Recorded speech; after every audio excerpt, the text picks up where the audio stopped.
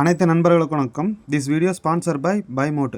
இவங்களோட ஆப்பில் பார்த்தீங்கன்னா வீட்டுக்கு தேவையான எல்லா மளிகை சாமானும் எல்லாமே கிடைக்கும். நல்லா தரமாக கிடைக்கும். ஒன் டைம்னாச்சும் பர்ச்சேஸ் பண்ணி பாருங்கள். இவங்களோட வெப்சைட்டோட லிங்க் வந்து என்னோட டிஸ்கிரிப்ஷனில் கொடுக்குறேன். மறக்காமல் பர்ச்சேஸ் பண்ணி பாருங்கள். கம்பெனியில் யூஸ் பண்ணிகிட்டு இருக்க பாய்லர்ஸில் மொபரி பற்றி உங்களுக்கு பார்ட் 3ல் சொல்கிறேன்னு சொல்லியிருந்தேன். இப்போ வந்து அதை பற்றி நம்ம டீட்டெயில்ஸாக ஃபுல்லாக பார்ப்போம். இப்போ பார்த்தீங்கன்னா பாய்லர், இப்போ இதுதான் பாய்லர். உங்களுக்கு வந்து பாய்லரில் இருக்க செட்டப் மாதிரியே இப்போ காட்ட போகிறேன். இப்போ இதுதான் பாய்லருங்க. ஒரிஜினலாக இருக்கிற பாய்லர்ஸில் இருக்கிற மொபரி மாட்டி வச்சுருக்காங்க. அது எப்படி மாட்டி வச்சுருக்காங்கன்னு நான் சொல்ல போகிறேன். இப்போ இது பாய்லருங்க. இது வந்து மேலே வர்ற இந்த இருக்குது பார்த்தீங்களா, இந்த லைன் வந்து ஸ்டீம் லைனுங்க. இங்கே வால்வு பார்த்தீங்களா, க்ளோப் வால்வு, ஸ்டீம் வால்வு அப்படின்னு சொல்லுவாங்க. இது க்ளோப் வால்வு யூஸ் பண்ணியிருப்பாங்க. இது க்ளோப் வால்வு தான். இப்போ இது மேலேருந்து வர்றதுனால இங்கே ஸ்டீம் வருங்க. இங்கே வந்து பார்த்திங்கன்னா வாட்டர் வரும். இங்கே வந்து இதுவும் க்ளோப் வால்வு தான், வாட்டர் வரும் இது வழியாக வரும். இங்கே ஸ்டீம் வரும், இங்கே வாட்டர் வரும். இது ரெண்டும் மேனேஜ் பண்ணுறது தான் இதோட வேலைங்க. இப்போ இதுக்குள்ளே பால் இருக்கும். இந்த பால் தான் என் மேலேயும் கீழேயும் போய் இது உள்ளுக்குள்ள தண்ணி வந்து எவ்வளோ மெயின்டைன் பண்ணணுங்கிறத உங்களுக்கு ஃபுல் டீட்டெயிலாக தெரியும். இப்போ வந்து அந்த பால்னால தான் இது வந்து ஒர்க் ஆகிட்டு இருக்குங்க. இந்த பால் வந்து எப்படி ஒர்க் ஆகுன்ட்டு இன்னும் வந்து இப்போ உங்களுக்கு தெளிவாக சொல்லித்தர போகிறேன். இப்போது இந்த டயக்ராமில் உங்களுக்கு மொபரி எப்படி ஒர்க் ஆகுதுன்னு உங்களுக்கு வந்து இன்றைக்கி பார்ட் 3ல் ஃபுல்லாக டீட்டெயிலாக சொல்ல போகிறேங்க. அப்படியே காட்டின வீடியோஸ் வந்து பாய்லரில் எப்படி ஃபிட் பண்ணியிருக்காங்கன்னு காட்டினேன். இப்போ வந்து உள்ளே என்ன ஒர்க்கிங் பண்ணுது அப்படின்னு நான் சொல்ல போகிறேன். இந்த பால் சொன்னோன்னா பார்த்தீங்களா, அப்படியே சொன்ன மாதிரி இது ஸ்டீம் வால்வுங்க, இது வந்து வாட்டர் வால்வுங்க. இப்போ ஸ்டீமும் இந்த தண்ணியும் உள்ளே வந்து தான் இந்த பாலை வந்து அப் அண்ட் டவுன் பண்ணுது. இந்த அப் அண்ட் டவுன் பண்ணும்போது என்ன ஆகுதுன்னா, இந்த நீர் இங்கே பாலுக்குள்ள பார்த்தீங்களா, இது எஸ்எஸ் பாலுங்க, இது எஸ்எஸ் ராடுங்க, மற்ற எல்லாமே எம்எஸ் தான். இப்போ வந்து இந்த ராடு வந்து பார்த்தீங்களா ஸ்டெம்புன்னு சொல்லுவாங்க. இந்த பால் வந்து தண்ணி ரொம்ப பாய்லருக்குள்ளே அதிகமாச்சுன்னா என்ன ஆகுங்க, தண்ணி அதிகமாகிடுச்சுன்னா ஸ்டீம் கம்மியாயிரும் உள்ளே. அப்போ தண்ணி அதிகமாகும்போது என்ன போகும், இந்த பாலை மேலே தூக்கிட்டு போகும். பாலை தூக்கிட்டு போகும்போது என்ன ஆகுன்னா, இங்கே ஒரு மேக்னெட் இருக்குது. இங்கே தெரியுங்களா மேக்னெட்டு. இந்த மேக்னெட்டு மேலே போயிடுச்சுன்னா, மேலே இது சுவிட்சு 3 சுவிட்ச் இருக்குங்க.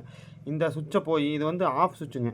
பம்பை ஆஃப் பண்ணுற சுவிட்சு, இது பம்பை ஆன் பண்ணுற சுவிட்சு, 2வது சுவிட்சுங்க. கீழே வந்து அலாரம் சுவிட்சு, அதாவது பாய்லரில் தண்ணி இல்லை, ஃபீடு பம்பு ஓடல, இல்லை பவர் கட்டில் ஏதோ ஒரு ஃபீடு பம்ப் ப்ராப்ளம், இல்லை ஹாட் வாட்டர் தண்ணி இல்லை அப்படின்ட்டு இது அலாரம் சிக்னல் கொடுக்க ஆரம்பிச்சிடும். பாய்லரில் தண்ணி லோவாகிடுச்சு அப்படின்ட்டு.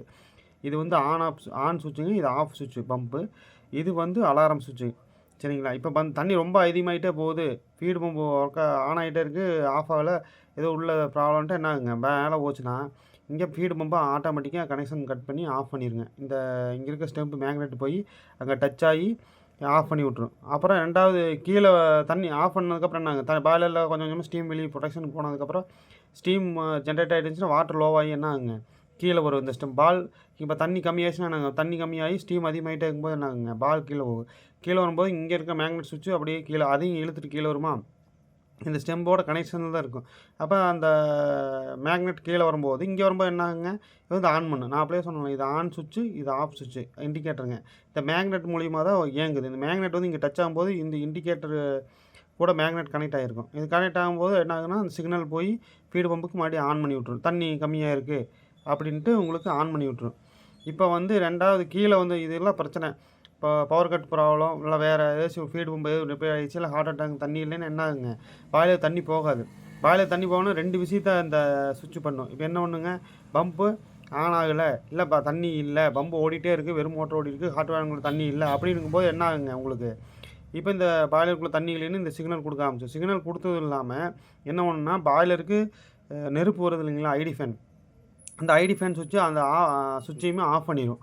ஐடி ஃபேன் ஏன் ஆஃப் பண்ணுதுன்னா, ஐடி ஃபேன் ஆஃப் பண்ணாமல் விட்டோம்னா என்ன ஆகுங்க, பாய்லருக்குள்ளே தண்ணியே இல்லாமல் வெறும் ஸ்டீம் மட்டும் ஜெனரேட் பண்ணிட்டு நெருப்பு கொடுத்துட்டே இருந்தீங்கன்னா உள்ளே இருக்கிற டியூப்போ அந்த பாடியில் என்ன ஆகுங்க, ஹீட் ஆகி பெண்ட் ஆயிரும். பாய்லர் பஸ் ஆகிறதுக்கு வாய்ப்பு இருக்குது. அதனால தான் என்ன ஒன்றுனா, இந்த சுவிட்சை இண்டிகேஷன் அலாரம் ஆன் பண்ணி விட்டுட்டு ஐடியும் ஆஃப் பண்ணி விட்ரு. இப்படி பண்ணுறதுனால என்ன ஆகுங்க, உங்களுக்கு இது பண்ணுறதுனால உங்களுக்கு சேஃபாக இருக்கும். இதுக்கு தான் இந்த இண்டிகேட்டர் கொடுத்துருக்காங்க. சரிங்களா. இது நான் இப்படி தான் இயங்குது. உங்களுக்கு வந்து அடுத்தடுத்து பாய்லர் பற்றி ஃபுல் டீட்டெயிலாக வந்து நெக்ஸ்ட் வீடியோவில் சொல்கிறேன். நன்றி, வணக்கம்.